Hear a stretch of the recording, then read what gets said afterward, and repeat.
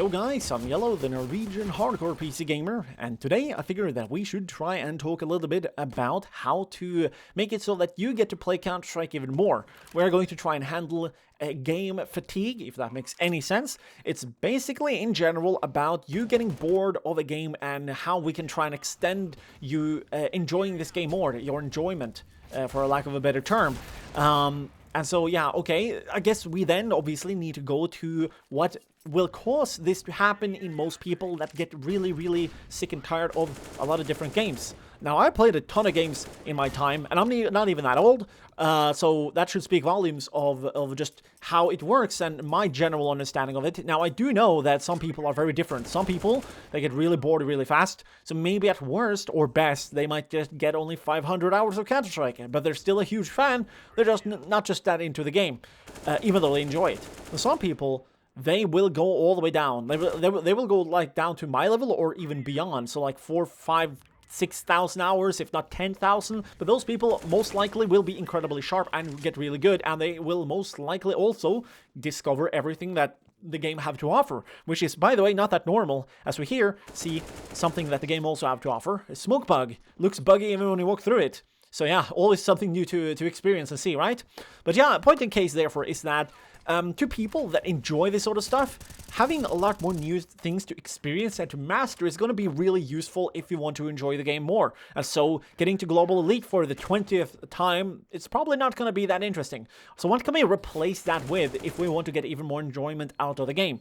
I will every single time, as a cliche almost, recommend like 128-tick third-party services. They have a better ranking system in general, which will go higher. Sure, the metagame can be really annoying at the lower levels in those systems as well, because a lot of people that think they're good or outright cheat because they're dumbass morons will cheat because they are dumbass morons, even though they should just quit outright and maybe sell their PC as well. That's just my opinion anyways. Yeah, but a point in case with those guys is that, sure, they're going to litter the lower echelons of even the ELO in third-party services because they are popular. However, if you are legitimately good, you will be able to power through that with just brute force and some like time spent, and eventually you'll find a metagame that is very refreshing and really high level. Now you can start to push through to some levels of skill and just mentality of how to play the game, aside from strategies that are actually somewhat high, and not just like the silly, crappy bullshit type of stuff that you might find here and there at like a Global Elite game in matchmaking, okay?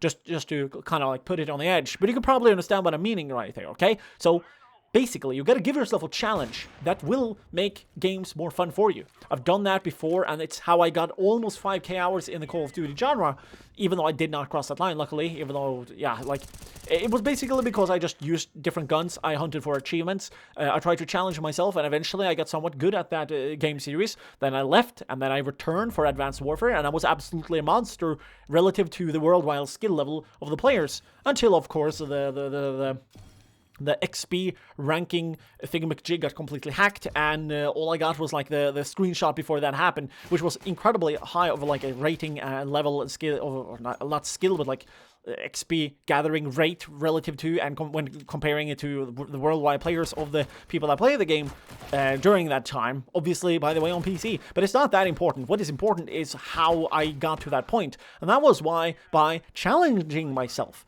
And I couldn't do that within that casual game because it's a casual game. So what I did instead was very obviously go and play a game that is proper. Now, when you're done, or quote-unquote done, with enjoying and learning a lot about these proper games, getting into a proper team could be what will revive your interest in the game, and also learning the higher echelons of the game, and not just watching it, but yeah, like actually taking part in it and crafting some of your own strategies and all that sort of stuff.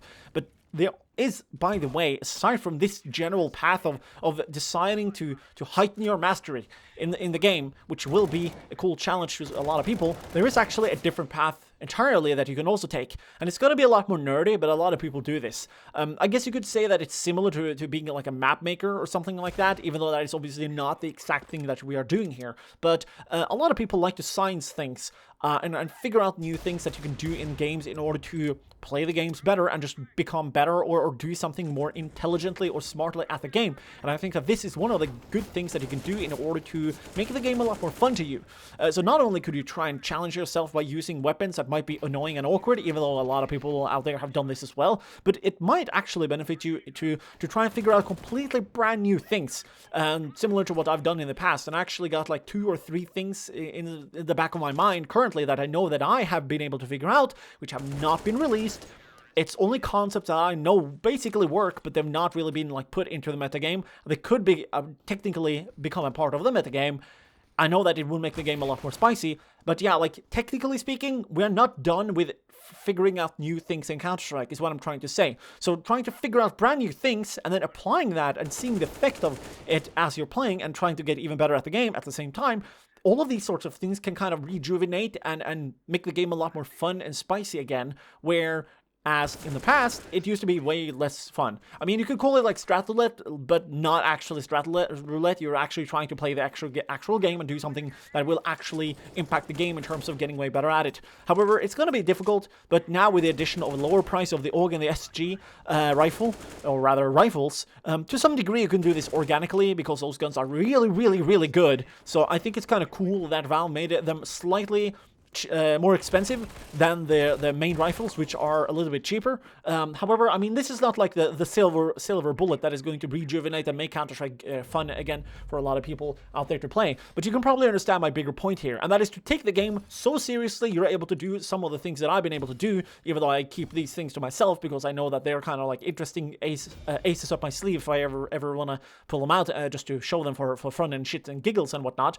But yeah, point in case is that you can either then take path 1, which most likely will be to set even bigger, more difficult goals and try and reach those by any means possible, obviously doing it legitimately. And then we have the other one, which will be to try and just enjoy yourself in the game, but try and figure out things that nobody have been able to do before.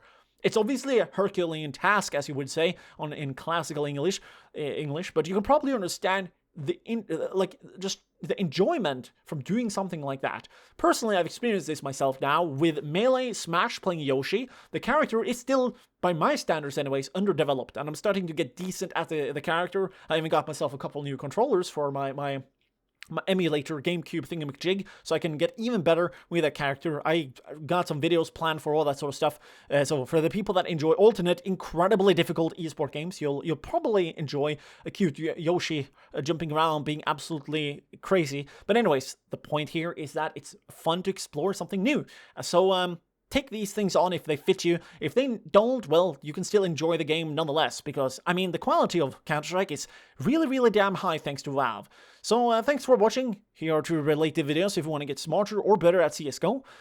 If not, well, then you can just, support the channel in any way, shape, or form you see fit, and hopefully I'll see you in the next video. So, yeah, that's it. Have a nice day, and don't get beastified when you play.